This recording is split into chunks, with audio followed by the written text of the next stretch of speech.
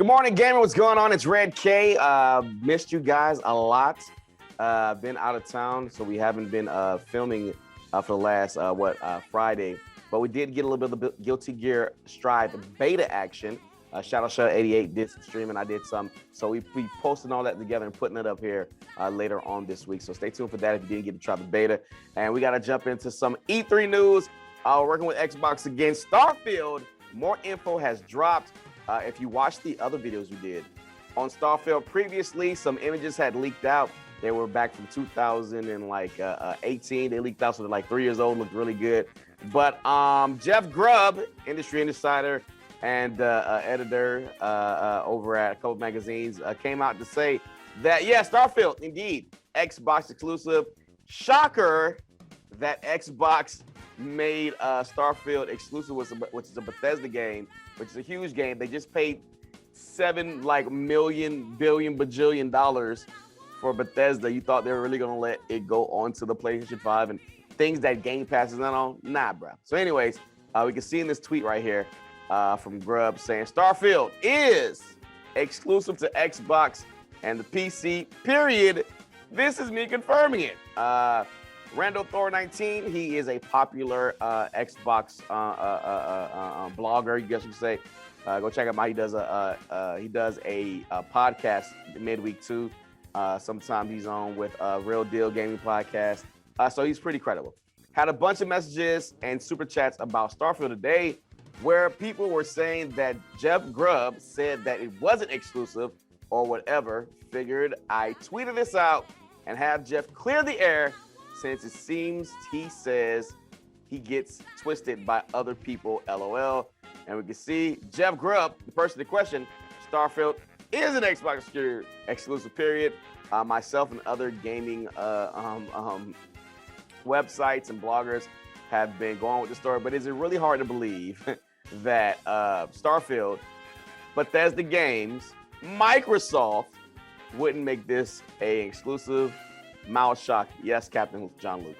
Mild shock indeed. This is a non-story, right? The story that we do get is that a street date has kind of been leaked out, saying first quarter 2022, which would be dope, which means that we'd probably see some, like maybe a trailer now, and then maybe later down mid-year or the beginning of next year, we see like a whole Bethesda Starfield event. So that's really exciting. E3 is less than a month away, so I don't have an Xbox Series X yet, but I will be getting one. I have Game Pass, so worst case scenario, I can play this on my PC, right? Let's go video game. So speaking of playing things on your PC, PlayStation Studios has just made their own page on a very popular gaming website that you play some of your PC games on. That's right, PlayStation Studios has a creator page on Steam that you can follow. Of course, we see the latest game that they put on PC, Days Gone. Horizon Zero Dawn's on there too. I believe that, I'm not sure if they're going to put Kratos on Steam. I think he might be already on there. I'm not really sure. I feel like that announcement already came out that the latest God of War is. I have to check it and get back to you.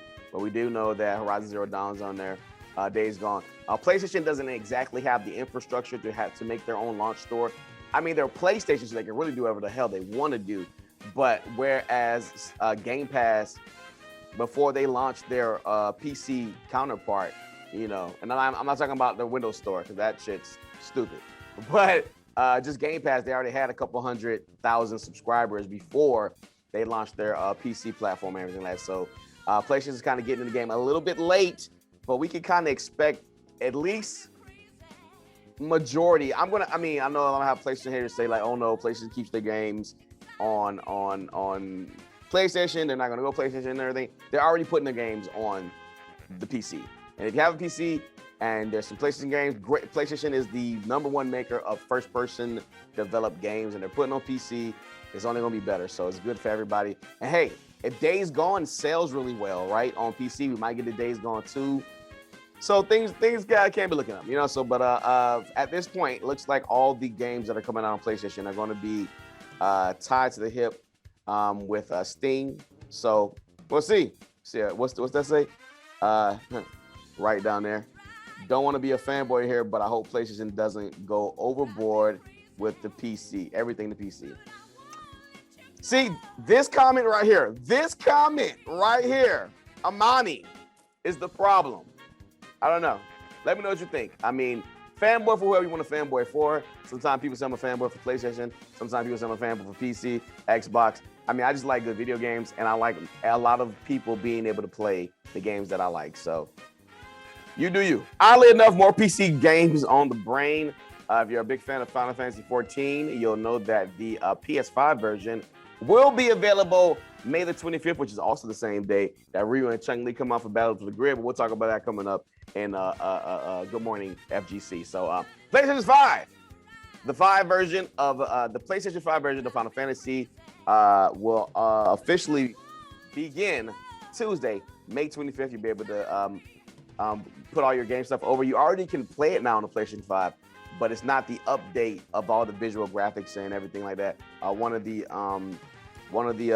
comments, bigger comments, is that now that we have the power, like if you're playing it on PC, you're getting the best of the game already, right? But like, unless it's a lower end PC, and even still sometimes, then right.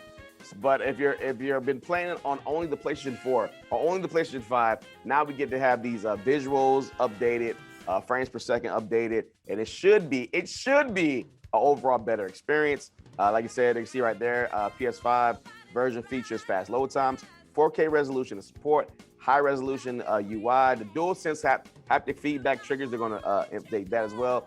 New trophies and 3D audio support. So yeah, if you're a fan of Final Fantasy 14, this is awesome news. I think there's also some DLC coming down the line.